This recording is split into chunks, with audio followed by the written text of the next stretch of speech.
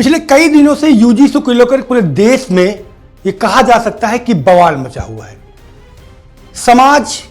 बढ़ता हुआ नजर आ रहा है, आपसी ताना बाना खराब हो रहा है।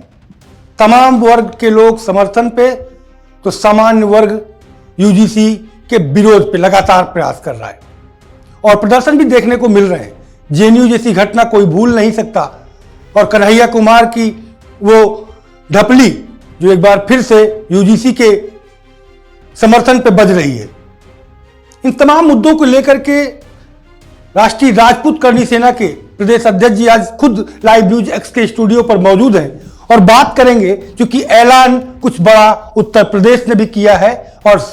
जो सामान्य वर्ग है उसने भी कुछ किया है और कुछ आगे आने वाले दिनों में तमाम चीजें प्रदर्शन के रूप में देखने को भी मिल सकती हैं। बहुत स्वागत है सर आपका स्टूडियो पे। बहुत बहुत धन्यवाद संजय जी। सर आगामी कुछ दिनों में आप लोगों की बड़ी तैयारियों की चर्चा चल रही है, तमाम पंपलेट्स मैंने देखे। देखिए, जिस तरीके से यूजीसी एक्ट आया हुआ है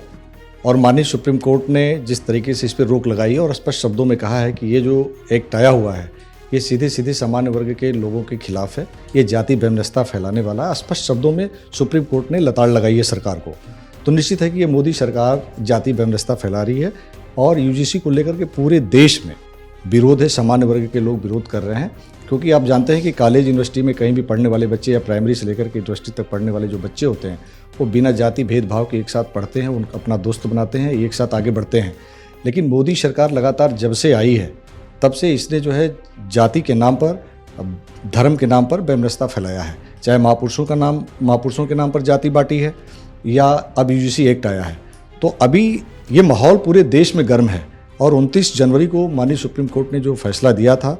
वो उस फैसले से अभी सामान्य वर्ग के जो लोग हैं उनके अंदर एक डर बना हुआ है कि अभी सुप्रीम कोर्ट ने फैसला तो दिया, स्टे तो लगाया, लेकिन ये वही मोदी सरकार है जब एट्रोसिटी एक्ट में भी माननीय सुप्रीम कोर्ट ने कहा था कि ये एट्रोसिटी एक्ट जो आप लेकर के आए हो इसमें जो है अब तक की जितनी भी रिपोर्ट आई है उसमें मतभेद और भेदभाव की वजह से ही ये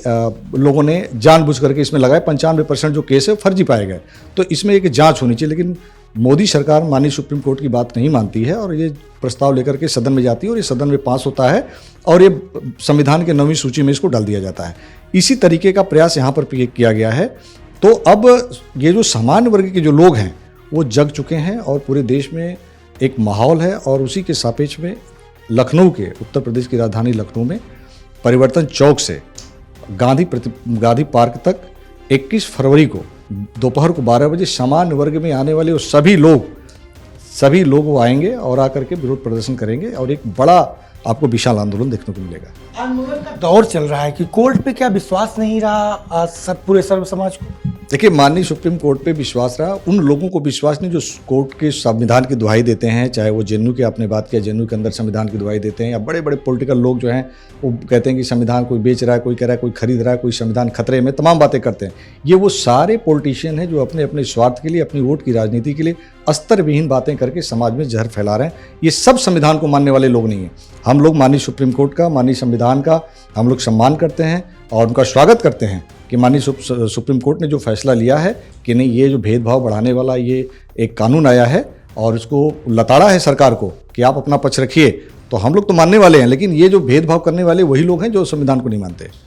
एक बड़ा सवाल जनता भी कर रही है कि सामान्य वर्ग के जो लोग हैं, जो बड़े बड़े लीडर्स हैं, तमाम सत्ता पक्ष की पार्टी में बैठे हैं, विपक्ष में बैठे हैं, क्या इनका भी कोई प्रयास अपने समाज की?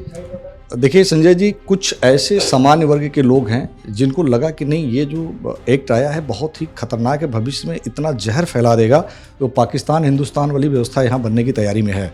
तो सामान्य वर्ग के कुछ लोग हैं जिन्होंने सामने आकर के बोला है और कुछ ऐसे भी लोग हैं जिन्होंने पर्दे के पीछे भी सपोर्ट किया है। लेकिन 98% सामान्य वर्ग के जितने भी पॉलिटिशियन हैं, चाहे लोकसभा में हो, राज्यसभा में हो, चाहे अदर स्टेट में विधानसभा में हो या अलग अलग तरीके से, चाहे वो जिला पंचायत हो, खुल करके नहीं आए। लेकिन उनके लिए एक चेतावनी है, उनके लिए सामान्य वर्ग के जो लोग हैं उन चेतावनी है। उन्होंने मन बना रखा है कि अब की बार अगर गांव में, सवर्णों के गांव में जाओगे, सामान्य वर्ग के गांव में जाओगे तो आपके लिए बोर्ड लगा दिया जाएगा और आपका स्वागत उसी तरीके से होगा जिस तरीके से आपने हमें नज़रअंदाज किया है। तो ये सामान्य वर्ग के लोगों ने बहुत सारे लोगों ने अपना मुँह सिल लिया है। ये बहुत ही दुर्भाग्य की बात है संजय जी। बस एक मेरा अंतिम सवाल कि जेएनयू जैसी घटना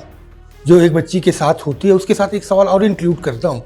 कि सामान्य वर्ग प्रमुखता बीजेपी का कोर वोटर माना जाता था, लेकिन इस कोर वोटर के साथ बीजेपी क्या कर रहे हैं और आप लोगों ने क्या प्लान बनाया है आगामी? आप देखिए कि जिस बेटी का आपने नाम लिया जेएनयू के अंदर पत्रकारिता कर रही थी, और पत्रकारिता तिवारी समाज से, ब्राह्मण समाज से थी, और वहाँ पे नारा लगता है कि ब्राह्मणवाद मुर्दाबाद, ठाकुरवाद मुर्दाबाद, समण समाज मुर्दाबाद, इस तरह के नारे लगाते हैं लोग। इस देश के अंदर इस तरह की जेएनयू जैसे कैंपस में जहाँ पर शिक्षा का माहौल है, शिक्षा का मंदिर है, इस तरह के कन्हैया जैसे लोग और तमाम ऐसे लोग जो डफली बजा बजा करके जिस तरह की भड़ैती करते, इसको तो मैं कहता हूँ भड़ैती कर रहे हैं, ये शिक्षा नहीं करे भड़ैती करे, ऐसे ऐसे ड्रेस पहन करके शिक्षा के मंदिर में इस तरह से लोग डफली बजाते हैं, तो ये कहीं ना कहीं ये देश विकास नहीं कर रहा है, ये देश आगे नहीं जाएगा। देश का कहीं ना कहीं ये लोग जो प्रतिनिधि करने वाले लोग हैं, देश के प्रधानमंत्री हों चाहे जो लोग इस देश का नेतृत्व कर रहे हैं, ये कहीं ना कहीं ये जो बातें वीडियो जब देश के अलग अलग कंट्री में जब जाती होंगी तो लोग सोचते होंगे क्या वही भारत है, क्या ये सपनों का वही भारत है। तो ये जो बिटिया के साथ वहाँ पे जब वो रिपोर्ट करने गई थी, उसके साथ जिस तरह की बदतमीजी लिंचिंग करने की कोशिश की गई, ये बड़ा ही दुर्भाग्यपूर्ण है संजय जी। और मैं आपके माध्यम से कहना चाहता हूँ कि भारतीय जनता पार्टी का जो कोर वोट था ये सामान्य वर्ग था, लेकिन ये देश के प्रधानमंत्री ने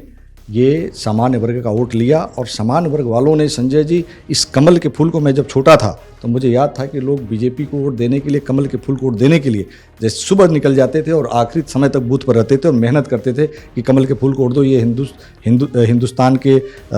रक्षा की बात करती है, इस देश के आगे लेकर जाएगी, विश्व गुरु बनने की बात करती है, सबको साथ लेने की बात करती है। तो सवर्ण समाज का एक कोर वोट था। लेकिन देश के प्रधानमंत्री जब 2014 में प्रधानमंत्री मोदी का बिहार का वो स्पीच मुझे याद आता है, जिन्होंने कहा था कि भारतीय जनता पार्टी को जो लोग सोचते हैं कि सवर्णों की पार्टी है, सोचते हैं कि बनियों की पार्टी है, ये भूल जाएं, ये पार्टी जो है दलित अति पिछड़े और उनकी पार्टी है और ये उन्हीं के लिए काम करेगी। तो मैं उसमें नहीं कहता हूँ कि मोदी ने कोई गलत कहा, मोदी जी को मैं कहना चाहता हूँ कि आप उन्हीं के लिए काम करिए जो सबसे पिछड़े हैं, गरीब हैं, उनके लिए काम करिए। लेकिन सामान्य वर्ग वाले के साथ आप भेदभाव क्यों करें, सामान्य वर्ग वाले के साथ आप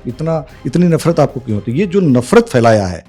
ये देश के प्रधानमंत्री ने नफरत फैलाया, और ये स्पष्ट सामान्य वर्ग के लोगों को मैं आपके माध्यम से कहना चाहता हूं संजय जी कि सामान्य वर्ग के लोग ये कान खोल लें, ये आंख खोल लें, ये दिमाग को खोल लें कि देश का जो भविष्य, जो प्रधानमंत्री इस समय है वो सामान्य वर्ग वालों से नफरत करता है। ये प्रधानमंत्री ने जो 10% पे रिजर्वेशन दिया सामान्य वर्ग के बच्चों के साथ, इस व्यक्ति ने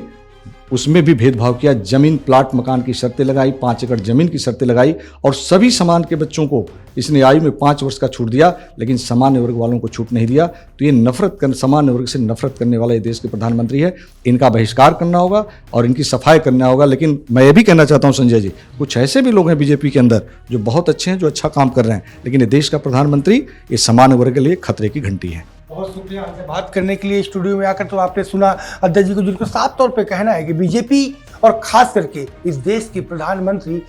हिंदू मुस्लिम के बाद अब सामाजिक ताना बाना का बंटवारा करना चाह रहे हैं और एक सामाजिक तौर पर एक बड़ी लकीर खींचने का प्रयास कर रहे हैं कि जिससे अब हिंदू भी आपस में लड़े। लेकिन आने वाले दिनों में सबक जरूर सिखाया जाएगा। कैमरा पर्सन निखिल वाजपेयी के साथ Sanjay Pratap Singh Chauhan, live NewsX, Lucknow.